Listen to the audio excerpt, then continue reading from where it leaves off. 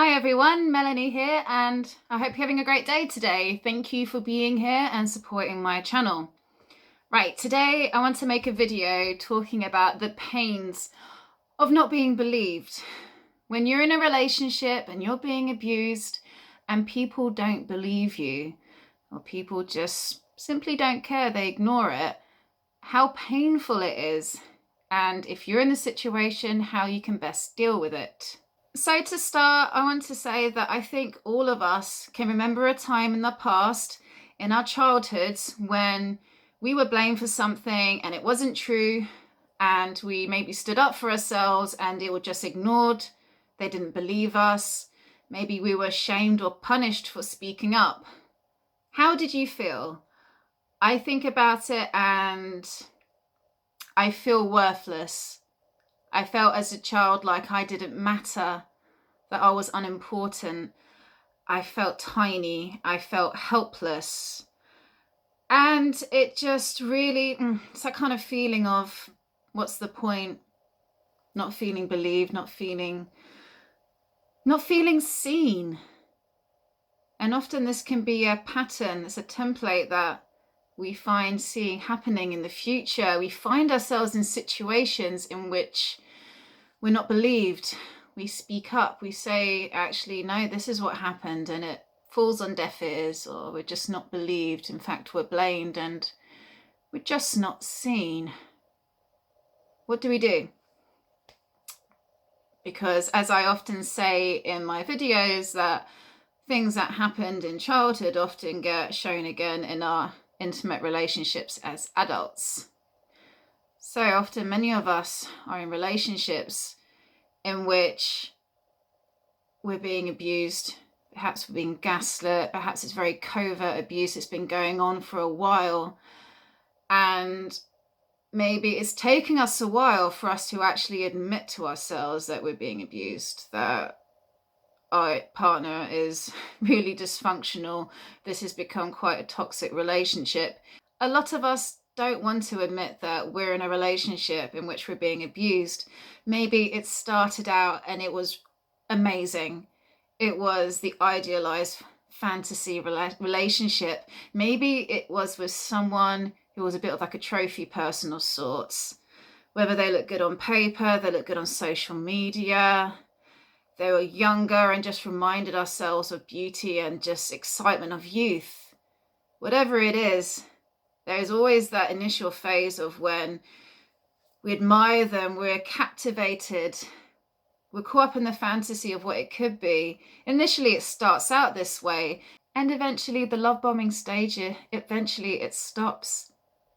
You are no longer idealized, you're no longer adored like you used to be. And then when the relationship shows its ugly head, many of us are in denial of this even happening. We don't want to believe this. We don't want to believe that it's no longer the fantasy. And there's the shame creeping in of like, oh, I got it wrong, or I've made a mistake. So now we'll protect us from feeling this shame. And then it gets to a point where we can't deny it anymore. We have to admit, I'm not doing well, I am suffering. Maybe we're going online first to find YouTube videos and find forums to chat about it with other people before realizing, admitting that I'm being abused in this relationship. One thing we need to do when we're coming out of an abusive relationship is to get our power back, and we get it from within ourselves. It comes from self-belief. Self-belief is the greatest magic out there. It's what gets us into action and makes magic happen. It's believing in yourself when other people don't, because at the end of the day, we only have ourselves, can only really rely on ourselves. And so we need to improve the relationships we have with ourselves. We need to love ourselves more. It's time now to change our support system. And this is the number one advice I want to give to people. If you're in a relationship and people don't believe you when you're saying that you're being abused, maybe it's this fear of not being believed, now is the time to build a better support system. The best relationships are those that are built on trust, whether they're friendships, whether they're relationships, and this involves being around people who aren't going to just dismiss us when we're speaking our truth. We need to have people in our lives who actually listen to us. We can't be around people who are abusing us and around other people who just keep ignoring us in our suffering. Now is the time to start valuing yourself more, to trust in yourself and to believe in yourself when other people don't believe in you. Doesn't matter. Believe in yourself. Believe that you have the strength to get up and walk away and leave any friendship, any relationship in which you're being abused. You don't deserve this. Stand up for yourself and honor your inner child. Remember at the beginning of this video, I said, can you remember a time in your past when you were a child and you weren't believed, when you were blamed for something that wasn't true? We all have that child aspect within us that doesn't go away. It's our inner child, and our inner child holds all the wounds from our past. We make it right for our inner child. We do some inner child work and healing when we can give that child a corrective emotional experience.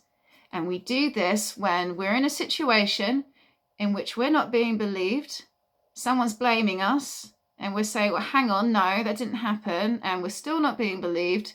How can we do it differently now? If it's not a safe environment, make it safe for you now. Our basic need as humans, our basic primary need as children is for safety. And if you didn't have safety, if your safety was compromised as a child, now as an adult, it is now your obligation to make it safe for you now.